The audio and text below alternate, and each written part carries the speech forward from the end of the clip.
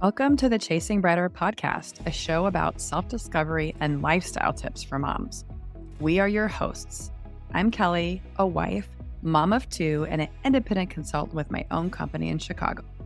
And I'm Jessica, a wife, mom of three, and owner of my own outpatient mental health practice in Nevada.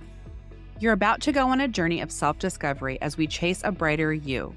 Every single week, we will bring you new episodes that will cover everything from lifestyle and tips to more serious conversations about grief, life, and hardships. Whether it's a duo episode or we have a guest, you are guaranteed to pick up a new tool or feel less alone. This one is for the moms that have forgotten how to make time to keep their spark alive. Allow this show to be a reminder to always keep chasing a brighter version of you. Let's get into it. Fortunately, a lot of people come to Vegas to party. You know what I mean? And also people, I think, come here to engage in things in excess. I think that they come to Vegas to unwind and imbibe in some way, for sure. Yeah. What happens in Vegas stays in Vegas is like a saying, right? So I think everyone feels like when they come to Vegas, they need to do something. In fact, I just finished Spare, the book from Prince Harry, and there is a chapter where he describes going to Vegas with his mates, and he has a moment where he decides he's going to get a tattoo. Because that's the thing I think a lot in Vegas too, tattoos. Getting married, getting a tattoo, spending in excess. A lot of people just go all out, right? And there is a lot of sex trafficking brands. there, but just so we know, prostitution is not legal in Clark County. It is not legal in Las Vegas. But we do have to bring a big downer on that conversation. They have gentlemen's clubs. Sex traffic. I don't know. Anyways. Anyway. Yeah, so Spare is good. I'm listening. I'm halfway You are? through. Oh, good. Good. Oh, Kelly, only thing I want to say, anybody out there who's listening to Spare. So when we took our kids to London in 2017, I went crazy for the House of Windsor and I read a whole bunch of books. This was before The Crown came out.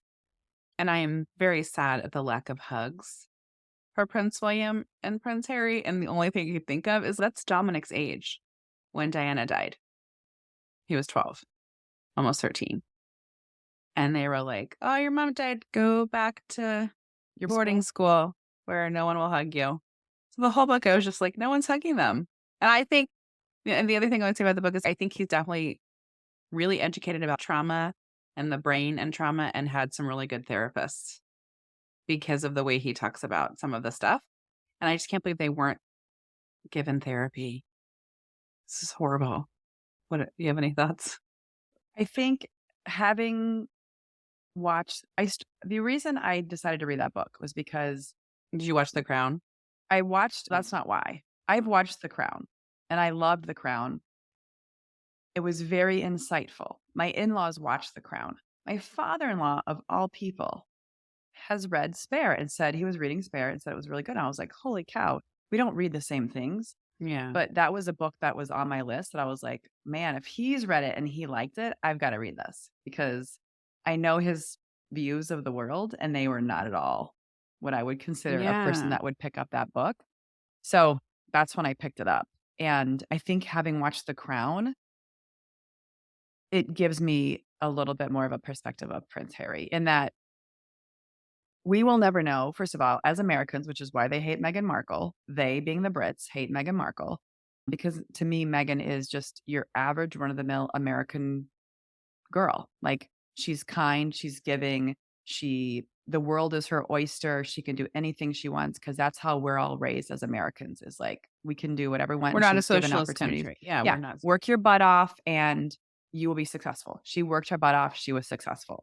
She feels like she could do anything and she's trying to get back to society. So obviously I'm definitely team Meghan. And I think from the crown and the royalty point of view, it is all about honor and how you're viewed and protocols and a lot of bullshit stuff that as an American, we became a democracy for a reason, right? They're They anti-monarchy as America. I will say though, so because that's true, however, the monarchy themselves still believe that they're putting on this they have to uphold. they are the face of the country, Yes, but they're not people. correct. The They're constitutional monarchy. okay. But Constitution. they believe, right, that the monarchy is a spiritual, right, selected from God, that they are like representing this superhuman type of view of things. And I think that as you'll read in the book, that is that whole thing with the crown too, I think is very much many people are holding on to that power I and that think that perception. so I was talking to a friend about it who does not like Meghan Markle, and she has not read the book. Is she American? Yes, and she watched The Crown, and she was like, "Why are they doing all of this press and going on about it? Why don't they go live a quiet little life?" And so I was like, "If you read the book, you'd understand." What I'm taking from it is just how hounded he was by the paparazzi, and it didn't matter. He could have gone to the most remote area. Like, he joined the military and went to fight in a war and had to be extracted because the paparazzi Multiple were times. giving Yeah. his location to the Taliban unwittingly. And, he went to the outback to work on a rural farm, and the paparazzi found him.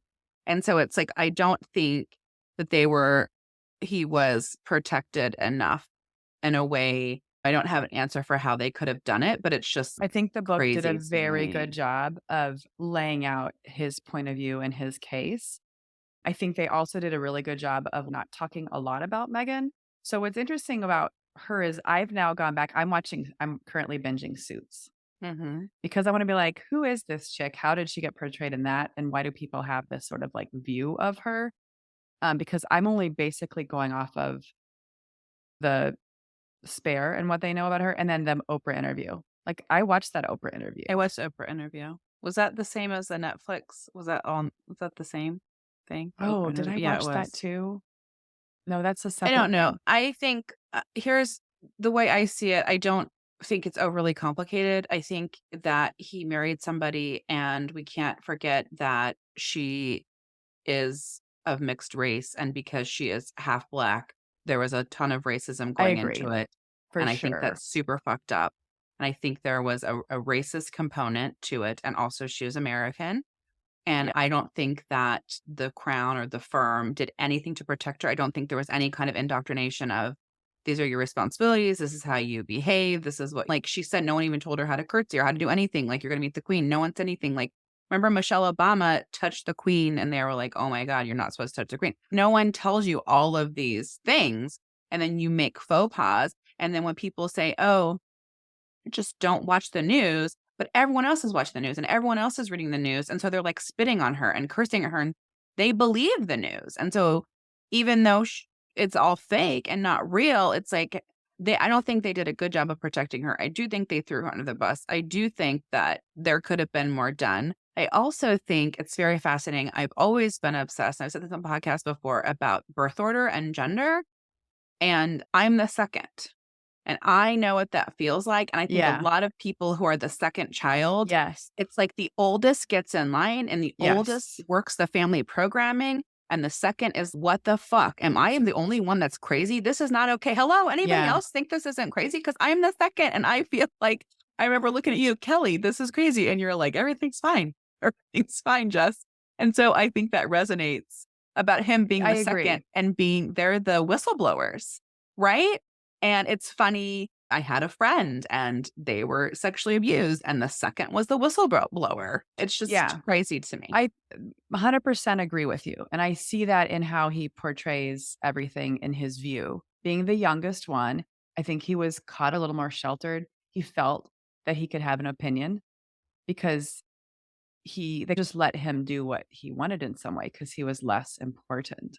If you watch The Crown, what I would have loved in some way is for him to Princess Margaret didn't live wasn't old enough to go have see what he went through. So, I think in the world of The Crown or in that movie, because it gives you basically the whole biography of everything that happened from I didn't watch. I watched a Elizabeth. few episodes of The Crown, but I read books that I believe The Crown was based off of. I think that there are so many, we'll just say scandals or what they would consider to be scandalous moments throughout The Crown.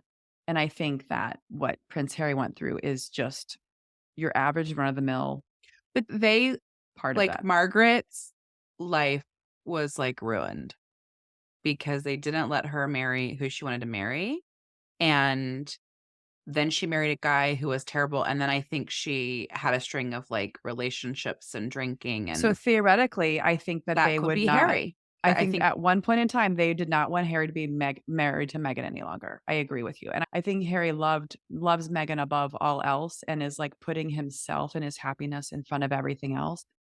And but the crown, the world and the realm of that doesn't work. That doesn't he's work. going to, because he's the spare, they're not going to help him like And they he's did been with Kate. demonized. They need a scapegoat to Yeah. they have to constantly negotiate. Again, if you watch The Crown, like, I feel like they're constantly negotiating with the tabloids, right? The paparazzi, and, like, Ridiculous, yeah. yes. And so Yeah, he was so that. they have the power to do that, and they Yes. didn't for him. Yeah. And also, like, when he talks about Chelsea, I remember, like, bits and pieces of it, right? Like, we're of similar age as Harry, and I remember the Nazi uniform, and I remember thinking, "What was he thinking?" I remember they made Chelsea to be this big party girl, so I thought Harry was like this, the way they portrayed him was just this guy that, like, partied all the time. Yes, I But when agree. you talk about, like, Chelsea and his relationship with Chelsea, and he said I think that's why he loved Meghan so much, is, like, everyone he dated was like, "I'm out. I'm out because of what they're doing to my life," but she stuck with him. The reason she stuck with it is because she's an American girl that is unjust and that is unfair, and I will stand up for my rights because we all feel like we can do that. And Yeah, that's why they such hate a good her point. because they don't they think that she is this stupid American girl, which is again why I really like her and why It's funny, um to change the subject, did you watch the fair. documentary Welcome to Wrexham? Yes. Okay, But I'm have you only started on season 2? episode no. We're just like 3 Okay, episodes in on this isn't season 1. giving anything away, Uh-huh. but Rob McElhenney got a whole bunch of heat from season 1 because they're like, "You're just a whiny American." Because we're like, "How come we can't do that? Why can't we do that? Let's just do this." You know what I mean? And so then season 2, he's like, "This isn't anything away," but he like is, "I know you guys are all gonna tell me blah, blah, blah, but we don't understand." Because it's like, if you can grease the wheels here and you can get things done here and Yes. you can, Yeah. where there are 10 different ways to do things, Yeah. understand when they're like, this is the way it is. And that brings me to COVID. I had a friend talk to me because during COVID, I was exclusively telehealth for a while, and I was actually seeing a lot of people globally. And I was seeing these clients from other countries, and they were just like, we're not going anywhere. We're wearing a mask. Like all my clients from all these other countries. I was telling my friend about it, and she was like, the clients I was seeing were in socialist countries. And she was saying, because our society is not made up to do what's best for everyone. We're just a whole bunch of individuals. And I think that's just so true. And so that's just not going to come across for other people. So, Yeah. anyways, it's fascinating. It's something that, like, is So our true. blood. Like, not her Americanness. Yeah, that's crazy because she's such a beautiful person. Like, she's been an advocate for social justice since she was a child. And I just think she's such a beautiful spirit. It's just, I think, yeah, you know, there's a scene in the book. Did you get to the part where they were getting married? he's just learning to be a helicopter pilot. I'm like I right in the just middle of the book. giving a glimpse of her in certain instances where it was viewed differently in a way that I was like, "Wow, I can see her." I probably need to sit and think about this more so I can articulate it better, but I don't think she intended to be offensive in any way to anybody. I think her world is very matter of fact. She had a really hard time with Harry and why he had to hide from everybody in the supermarket or, like, why he had to do it. She was like, "That's ridiculous." The tabloids and the paparazzi in America is not nearly as bad as it is over there. Oh, That's the other thing I yeah. took away from it. Yeah. Yeah. But we don't buy again, that's because aside from 80-year-old and above women who have nothing else better to do but read tabloids, may my grandmother rest in peace, I don't know of anybody else who really reads the tabloids regularly. I used to get like People and all that stuff. I used to I love don't reading know them if when I I was consider People do traveling. you think People's a tabloid? They don't really mean to, like, discredit and I don't deface know. people. I'm talking about the New York Post used to be, right? The other side note, the last thing I New want to York Daily say, News, maybe and that's tell me if maybe you don't think this or whatever, but are you like, okay, Harry, when you're reading the book, like he sounds so cool because, or maybe not, but that he, like they're growing up. I think the way that you think because they're a prince that they're really fancy and they're always doing fancy things and going in a private jet and doing everything. But his childhood was very much outdoors, like being a hunter and going to Africa and traveling and playing sport. And when he is really likes physical labor, again, this is all his avoidance, right? His way of being an adrenaline junkie to avoid the grief of his mother. But anyways, and he's like in the military. Can he not do any? I think he can do like well, everything. I mean, what Or you I'm don't think but that? I just feel I like do he's like think a so, man of however, many, like that he can, but I think some you things are know, a novelty, like, what I read a book called Lady in Waiting, who was about lady she was one of the ladies in waiting for Queen Elizabeth, and her upbringing, she's an aristocrat, so just listening to her life, it was super fascinating. But to grow up as an aristocrat, and especially a boy like that, he you have servants. People drive you around. yeah. So everything else to me is like a novelty. I know he craves being normal, but it's easy to always what we can't Yeah, what but what we you can't say have. that, but not at boarding school, not in the military. Like, it's like they were shipped away to boarding school. I know it's crazy. And that's normal for some people. Oh, no, I think that's normal for England, and that's normal for a lot of No, for countries, like, wealthy, I think it's yeah, normal for wealthy families people all over the who, world. especially I think if you it makes sense if you have like you have a very demanding schedule and you can't be home all the time with your children anyway, to send them off to boarding school. Around here, it's sent as a threat.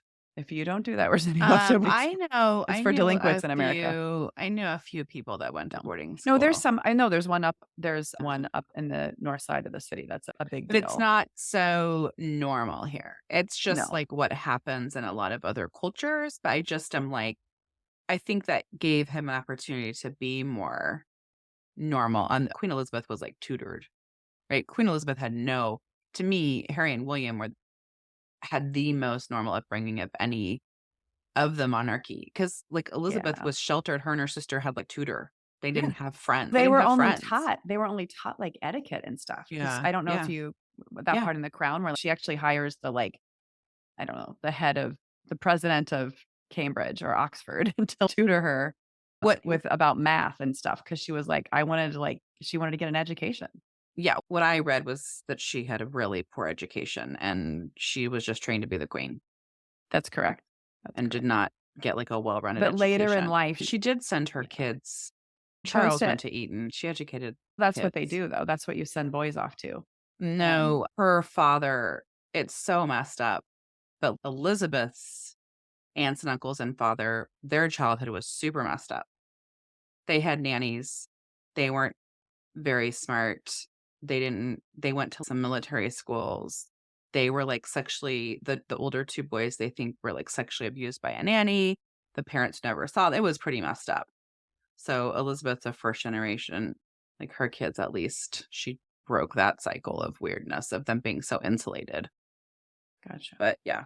No, I think if you've read anything about the royal family or interested at all, I think the book Spare as an audiobook is great. Prince Yeah, Harry because reads he it. reads it. Yeah. Yeah, and so that's really great, and I am, uh you and I both are nosy and we like biographies, and so this is great And I think to to hear also his. sum us up and tying it back to Chasing Brighter, by the way, is that book, you're learning about somebody else's own journey of self-discovery and like what he went through and his challenges because we all have our struggles Absolutely. and we all have different ways of coping with them and getting through them. And so I felt like that part of the book was really compelling and I really did like it in that Yeah, way. yeah. Thanks for listening today. Don't forget to subscribe so you can hear our latest episodes as soon as they drop. If you love today's episode, please share with another mom. And while you're there, it would be great if you gave us a 5-star rating and review. We'd love to hear from you. If you wanna know more about Kelly and I, Want to find more of our blogs, tips, tools, resources? Check that out at chasingbrighter.com, or we interact with you on Instagram and Facebook at Chasing Brighter. Thanks. We'll be here next week.